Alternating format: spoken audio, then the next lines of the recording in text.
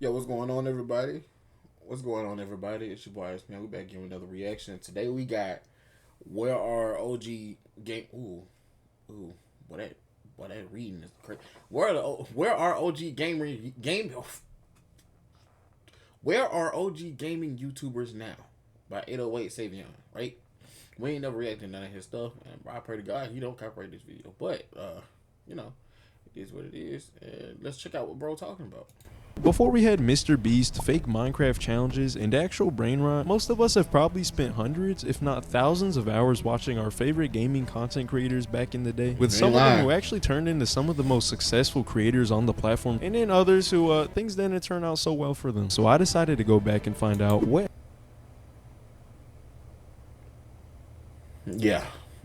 happened to some of these OG gaming creators. Starting off strong, we have Minecraft YouTubers, and a lot of them did not age too well. Popular MMOs was a channel that consisted of Pat and Jen. Oh, bro went out sad. Pat went out so sad, bro. I used to have so much faith in them, bro. So much hope in Pat, bro. Pat went out sad. Wife and husband duo who made some pretty fire Minecraft mod reviews at the time. They were actually one of the top YouTubers with 17 million subs and almost 15 billion channel views. I mean, everything from their skins, the map they played in, and even their intro was so iconic. I see it all the time today, and people just love their videos. Bro, I used to, we used to have these Chromebooks, right? From our school. We got those. We had iPads first. Then we got Chromebooks. And the Chromebooks restricted a lot of what we could watch or like do on the Chromebooks. So like watching Minecraft YouTubers was like kind of the only thing I could do on the Chromebook. And at home I didn't have like no computer, no game system, nothing like that. So I had to watch YouTube and stuff from this laptop. And I would fall asleep watching like popular MMOs or Sunday or Dashy all the time. Some Dashy stuff because a lot of it was age restricted at the time because they were actual flames, but in reality things were not going too good behind the scenes. At some point they released a video on their channel announcing that they had gotten a divorce.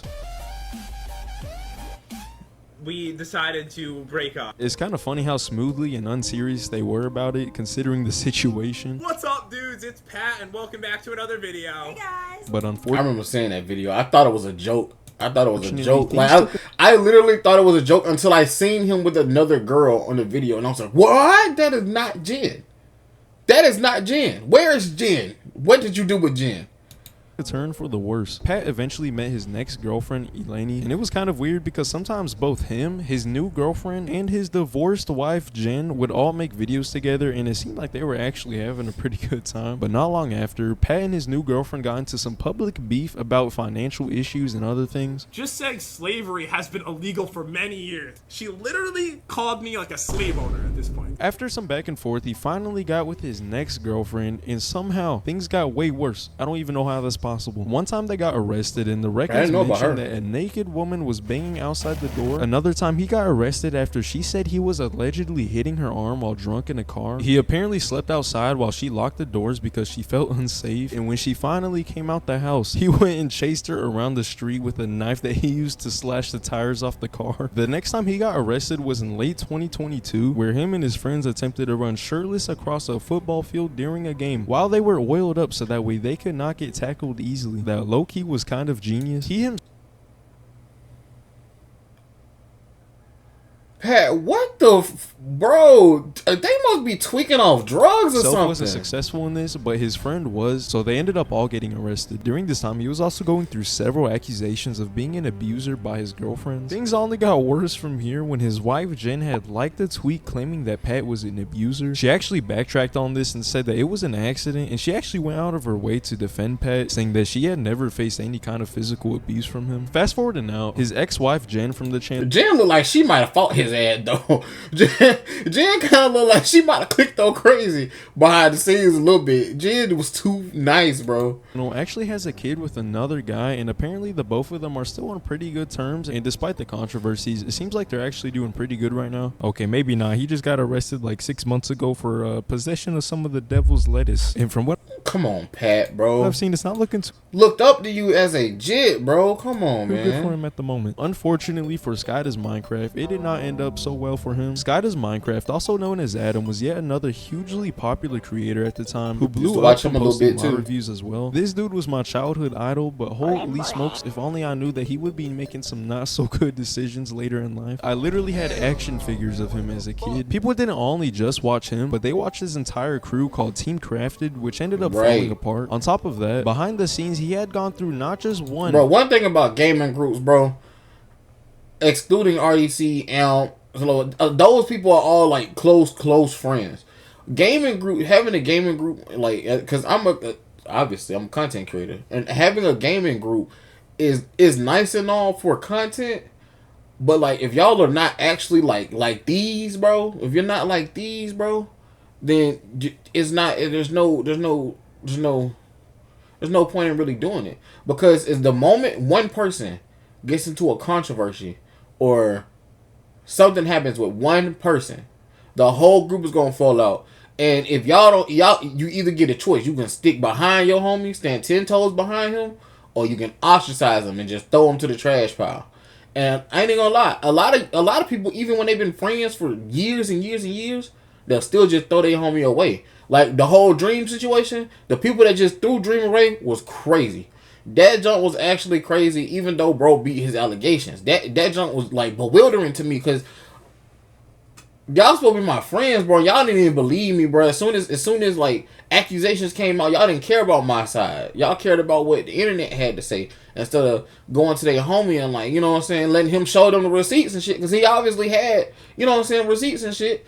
So when everybody came out, did Woot was lying, blah blah blah, now everybody feels silly.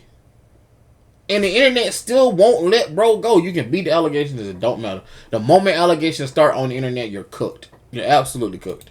But 2 divorces with different people, and the second girl named Elisa, he actually had a kid with her. Bad move. The Minecraft video slowed down, but at some point he rebranded himself as the new rapper alias Net Nobody. How the fuck you changing, bro? If everything you still make rap, acting like you run and rap when you slur on every track. Now that was him? I heard it, but I ain't never seen videos. Dude came straight into the rap scene with some bangers directed to none other than KSI. And KSI responded back with diss tracks featuring I actually remember this beef though. I didn't. His ex-wife / baby mama, who had taken custody of his own child. This event was so bad that it made Keemstar get emotional. Sky kept focusing on his music career, but unfortunately for him, it never really caught on. So he was definitely going through it. I'm Pickle Rick. I'm Pickle Rick. I'm Pickle Rick right now. Afterwards, he eventually got with his new... With the toes out? With the toes out? Well, I went back way too far, but with the toes out, bro? Ex-wife / baby mama, who had taken custody of with his the own toes child. out, This bro? event was so bad that it made Keemstar get emotional. Sky kept focusing on his music career, but unfortunately for him, it never really caught on. So he was definitely going through it. I'm Pickle Rick. I'm Pickle Rick. Why are you Pickle Rick? Pickle Rick. Right Clean that Afterwards, shit up. He eventually got with his new girlfriend and had his second kid with her, but things wouldn't last too long. Let me show you how to block this ad. I ain't gonna lie, this ad came right on time. I was getting disgusted. First, you're gonna click on this video, then you're gonna download Pi. It's an ad blocker that's Because at some point... Bro, that's crazy. How do you know so much information about this man? She would claim that Sky Does Minecraft was abusing her, their dogs, pushed her to have a child that she didn't want, and it also came out that apparently this dude was a master scammer. It's actually kind of sad that I can barely think of any Minecraft YouTubers who weren't horrible people or criminals in some way. DanTDM is actually one of those not so horrible people who I'm sure y'all are familiar with. Hey, how's it going? I've actually got something for you. This is the bread that you asked me to get, and you can now go make me a sandwich. He's not as relevant as he used to be, but going back and looking at his channel, he's still surprisingly been able to pull millions of views on each video and somehow has not gotten into any drama this entire time. That's because Dan's the man. Till recently, at least, because he just got into some gigantic beef with KSI, Mr. Beef. Man, that ain't no fucking beef. I mean, it is beef, but at the same time, I didn't register that as beef. I registered that as KSI and all of them lashing out. They lashing out because, bro, Dan is not the only person that has something to say about any of the situation going on. He's not the only person. So, literally, y'all mad for what? You mad for what?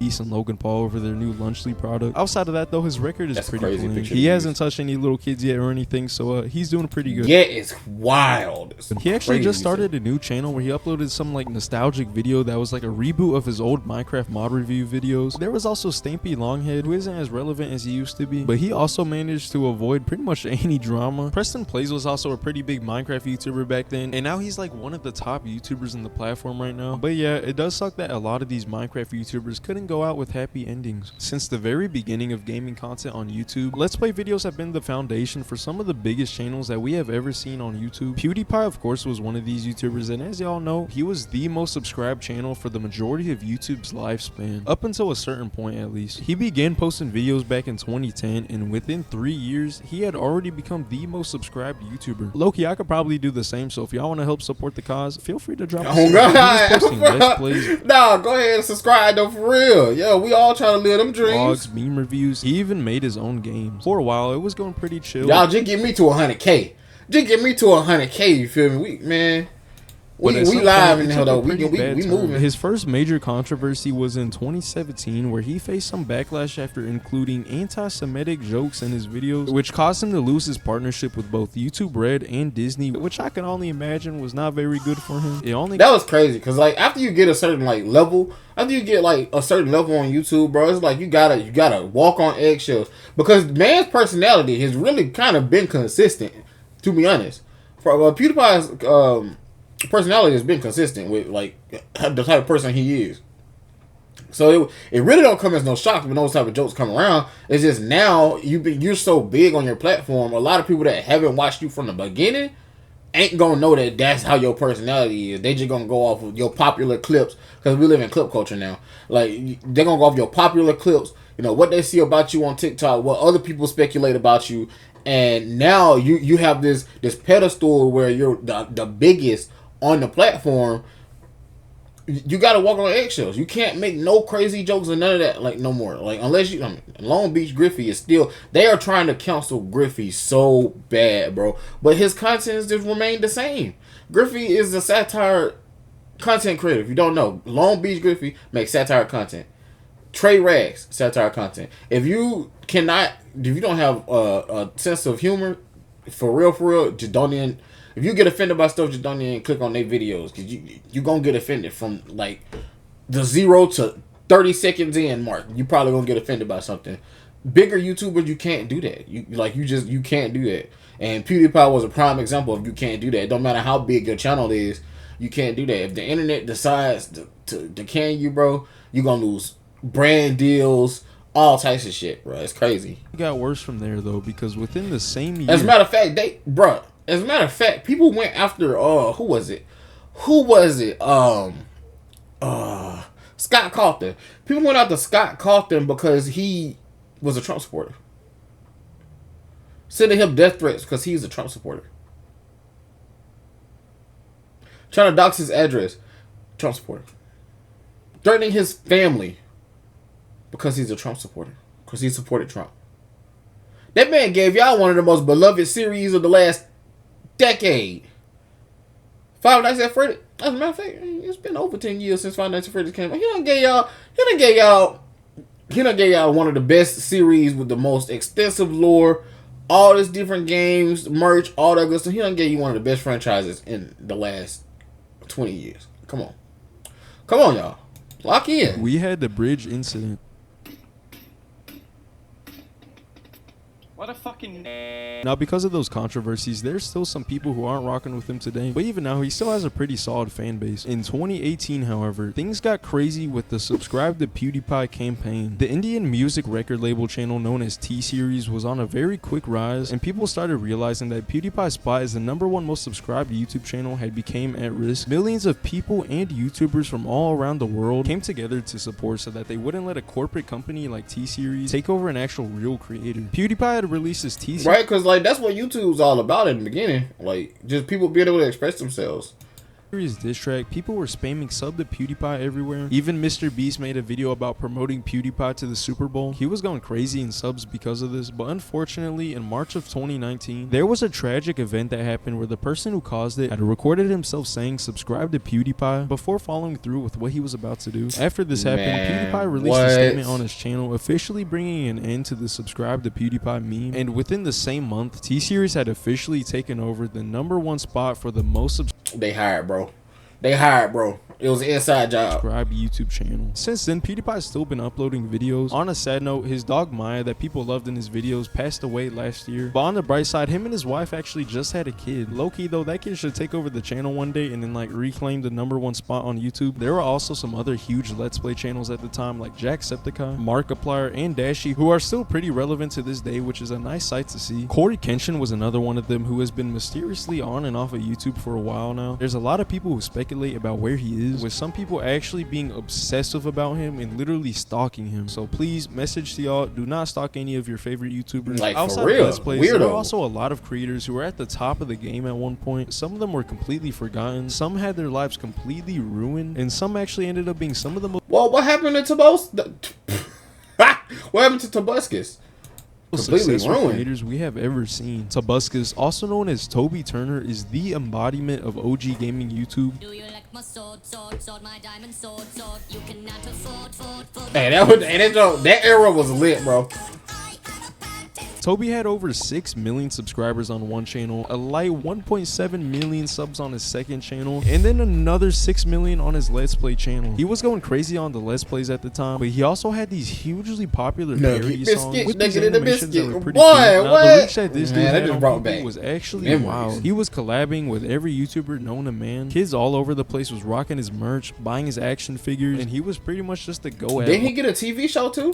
One point. It seemed like everything was going perfect, but at some point it took a pretty dark turn. Toby's ex-girlfriend had exposed him back in 2016 and accused him. Always, man, y'all better treat them women right, bro. If you an upcoming content creator right now, bro, and you next up like me, treat them women right, bro. Of all kinds of things. Hey, none of my exes tell you that I've been abusive, or can none of my exes tell you nothing. They're not gonna tell you nothing really bad about me, other than I might be boring. I don't go and do nothing. I be at home. I'm chilling. I'm not out doing nothing stupid. Nah, we ain't doing that. We ain't doing that.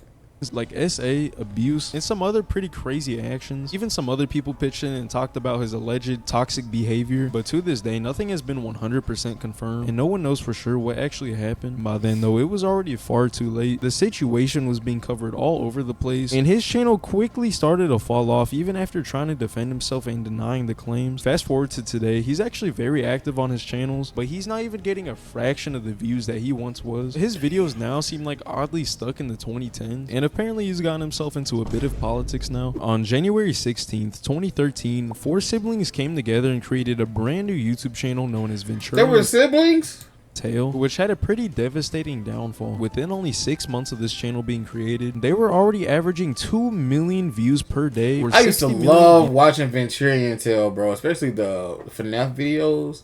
A month, which is crazy at the time, and even by today's standards that's still pretty crazy. At the start of the channel they were just recording themselves playing these games, especially Gmod at some point, with very little to no editing at all. This and their personalities was enough to catch people's attention at the time, but when you're making the same videos a decade later, people are eventually going to lose interest, and this is exactly what happened to them. Somehow the main guy— hold on now, because Vanoss and them still running that prop hunt, still running that prop hunt, still running that 1 minute last said, are they still playing GTA?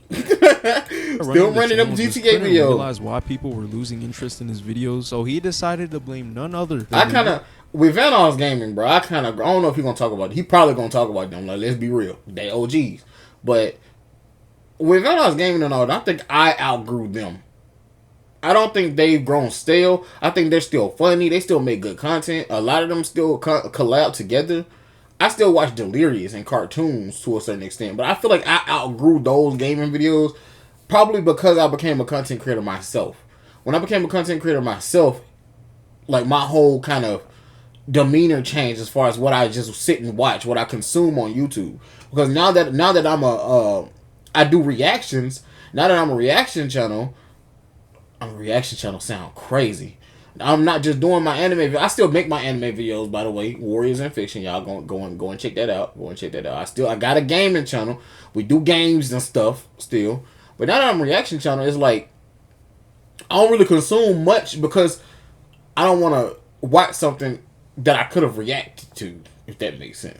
So if I'm watching a gaming video or something, normally 9 times out of 10 it's RDC. It's RDC or there's Kai Clips, Casanat, or I'm watching like Quizzy on Demand. He's a upcoming reaction channel. I watch Snore That Dude. He be doing like trapamentaries and stuff like that. Trap documentaries for y'all that don't know. Let's see who else. I'll be watching Lydia Loves Timeline. She be talking about Family Guy and all that good stuff. That's just when I want to watch Family Guy content, but I don't want to go on the Hulu or something and look up Family Guy. I just like, and a lot of her content be pretty good. Like they be speculating, theorizing, talking about backstories and stuff like that. You know, just diving into stuff that we shouldn't be diving into, thinking too much about. Yeah, like people like them, I watch them. Just casually. Internet City, my biggest channel right now that I watch right now. Internet City, they're 2 guys that react to stuff. Some of the guy, one of their friends, they got their boy Skull that be in videos with them. Dude, Internet City is so hilarious. They are so hilarious and they're so humble. They are some genuinely good dudes. You can tell off, like, when they're not on camera, they probably have, like, the same dynamic all the time. They try to be extra professional when they do their videos, and it's kind of funny to see. Because you can tell that they just have that type of friendship that's like beyond just doing the YouTube stuff, and they not letting that fame really contradict that their friendship. And I love that about them. I love watching their content, and it's so humbling to watch. They always they inspire me the most. Like they inspire me to want to do this. They inspire me to want to do this. My main goal out of being a content creator really is to give something back to my community. I just want to be able to change somebody's life, to help. We need somebody, some people that actually care, not just say that they care. You feel me? So you know what I'm saying? It is what it is. Those people inspire me, but that's what I watch when I watch YouTube. You know, and this is the reaction. So if you wanted to watch the video, the link is in the description.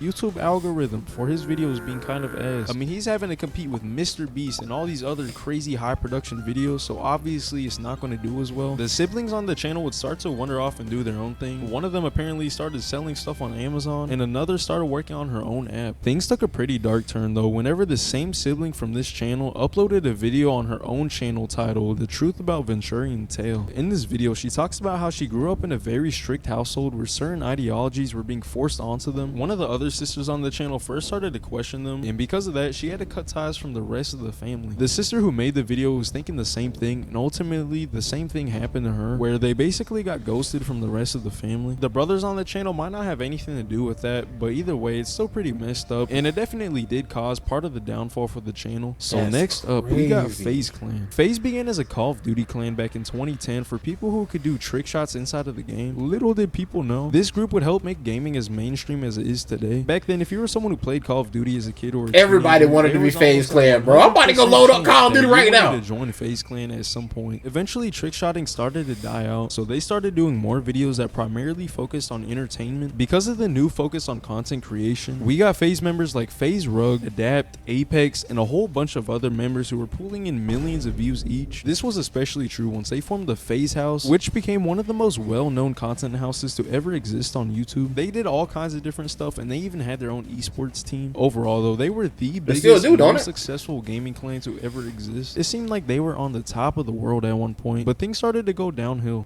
Not everybody cares about quality. Some people just want crap. If that's you, Bespoke Post is not free. I ain't gonna lie. Every month they fill your cart with suggestions. My bad. My boy Suave right there was finna get y'all into that Bespoke Post. I ain't gonna lie, bro. I want to have a gaming team in something. Like, I want to have a team of people. We play one game consistently, right?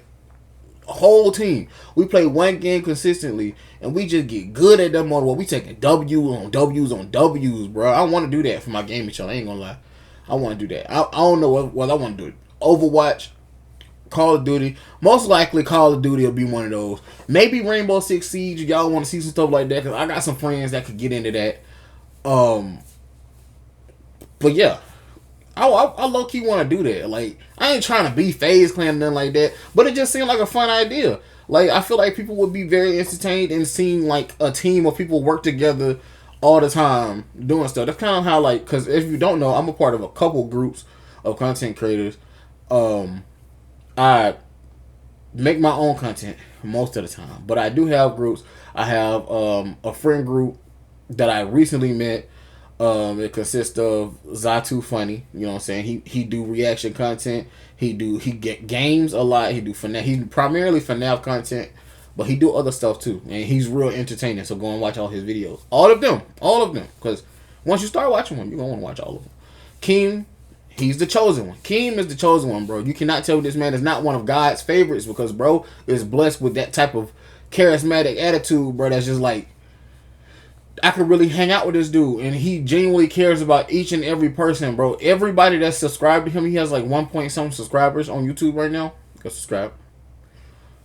He genuinely cares about each and every person. Each and every person, bro. Each and every person. So, I think that it's to be expected that he, you know what I'm saying, he's one of God's chosen ones. I'm not about to knock nobody's like ascension to favoritism in the eyes of the Lord, because you know what I'm saying, I'm favored. I'm highly favored. So there's a lot of us that's highly favored. You feel me? So it is what it is. But them two, there's Germ. Germ kind of been a little distant with us lately, but there's him. I'm also a part of a group with Cuban Twist, Battalion Padre. We all make content together, us three. We got a series going on Cuban Twist channel. Type in Cuban Twist, Sons of the Force, it'll pop up. Type in Cuban Twist, go to Shorts, it's first channel that pop up. Not the hairstyle. It's not the hairstyle. But we doing the Sons of the Force series right now. Going crazy. We play Rust, Escape from Tarkov over there. Me and Padre play art. We play art in Fortnite, but Cuban Twist don't want nothing to do with that.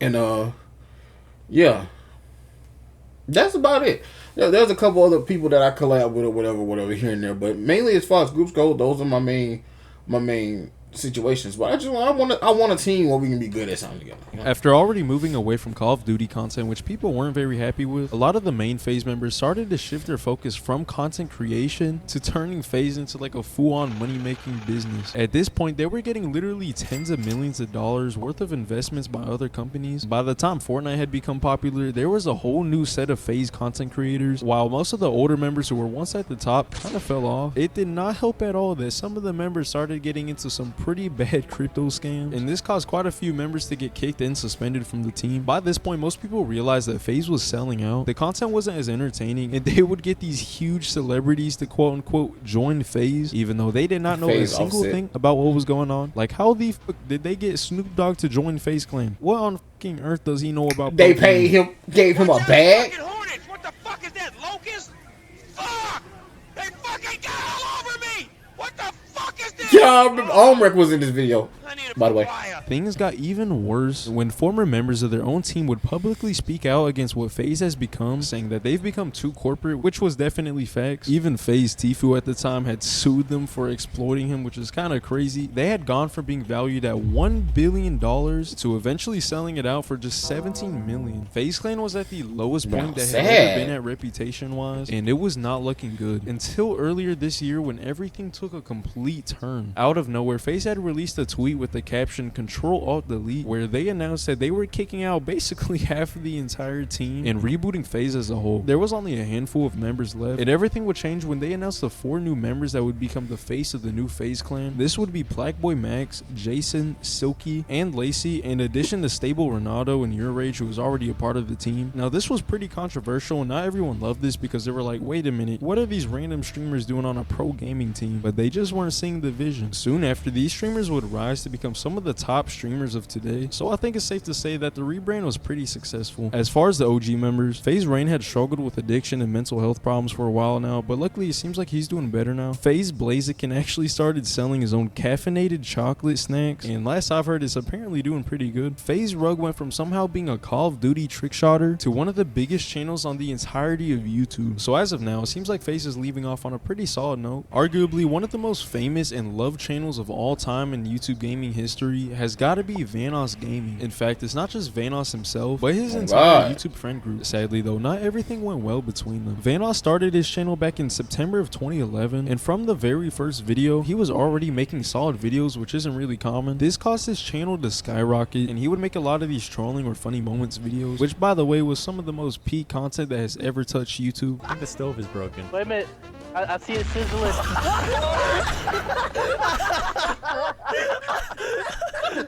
Hey, I ain't gonna lie, y'all. If you ain't never typed in like hours of compilation of like Vanoss Gaming clips or whatever, bro, and like watch that till you fell asleep, bro, you ain't really living. You ain't really living like that. I used to love, bro. Like I used to download those like 5-hour compilations or whatever, bro, on my MacBook, not my MacBook, on my Chromebook, on my damn, I can't even talk, on my iPad or something, because I ain't have internet and shit at the house. Man, boy, I used to go crazy with them, bro. Just hours of content, bro. You can rewatch it and rewatch it. You be done fell asleep in there somewhere, so you done missed something, and then you rewatch it again. You see something you ain't never seen. You're like, oh, okay, well, this video just keeps giving, just gift that keeps on giving. And 5 hours of their videos is a lot of videos. There's a lot of content with them YouTubers, right? So videos be like 12, 15 minutes long a piece. So 5 hours is a lot of content. Was growing his channel, he started picking up people and building the Vanoss crew. He continued to post videos about popular games at the time like Gmod and GTA 5, and things were going pretty well, you could say, with his channel reaching tens of millions of subscribers, not even including all the other people in the crew who he made videos with. However, things unfortunately started to fall apart. Some of the members would simply just stop being active on their channels, or even just stop playing with the crew at all, while one of them in particular had gotten himself into some pretty crazy drama. We ain't gonna talk about Omwrecker, but we don't fucks with Omwrecker over here. We don't mess with Omwrecker, and I'm trying to stop cussing. Y'all know that. Y'all know I'm trying to stop cussing, but we do not mess with him heavily. Minilad was one of the biggest members in the crew, and he unfortunately got hit with some not so good allegations. This included inappropriate actions that he had with some underage fans, where he often uses mental health issues to manipulate some of these girls into some pretty predatorial conversations. Now, unlike a lot of YouTubers who get exposed for accusations like this, he actually admitted to these, saying that he needs therapy. I hope that he goes to therapy. After the situation, he had no affiliation with the rest of the crew from that point on, but they would still crack a few jokes about him. Purchase Minecraft, record some videos, get some subscribers, talk to little kids, have with them. As far as Vanoss himself, Tyler is fucking, bruh. He isn't still one of my favorite, bro. He's like he used to, but he's still getting a decent amount, so it's good to see that he hasn't completely fallen off the face of the earth. I can't lie though, it still is a little bit bittersweet. You know, all of a sudden it's not just about having a good time with my friends. Like, I'm thinking about all these other things and how I'm gonna make this video be like the great return to Call of Duty in the big moment where people get to see something that reminds them of the past. And I just know that's not possible. The only reason I was kind of okay at Call of Duty back in the day was because I played it so often, and I also had a gaming headset when most people didn't. I don't have any natural skill. I fucking suck at pretty much most things in life, honestly. For a while, he was actually working on music under another alias, but he hasn't dropped anything within the past few years. Overall, though, he has been really consistent with making... His music was pretty good, too. I don't know, y'all know that. His music was videos, and luckily he still makes them with a lot of the people from back in the day. There has been thousands of OG gaming YouTubers who I'm sure many of y'all have watched. I do think it's important to mention though that just because someone's channel isn't getting as many views as they used to, that does not mean their channel is a failure. Once you're making the same videos for over a decade, you're going to have to constantly adapt to the new way of YouTube, and understandably not everyone wants to do that. The fact that these YouTubers had reached a level of success that they already did is already a huge accomplishment, and many of them are probably going to be set for life even if they just quit making videos forever. But yeah, let me know what y'all's favorite OG gaming YouTuber is down in the comments. If y'all want some more videos like this or even about other YouTubers, then feel free to drop a sub. We're on the road to 100K, so if y'all... Yo, W Dude, bro, please go and subscribe to his channel, man. W Dude did his research, bro. Nice video all the way through, bro. Definitely go and hit, bro. Go ahead, bro, with a subscription, bro. Subscribe to him before you subscribe to me too, though. Come back and subscribe to me. But go to his channel, subscribe to him for sure. I'll catch you guys in the next video. Thank you for joining and being a part of this reaction. I said I wake up in the morning and turn my trap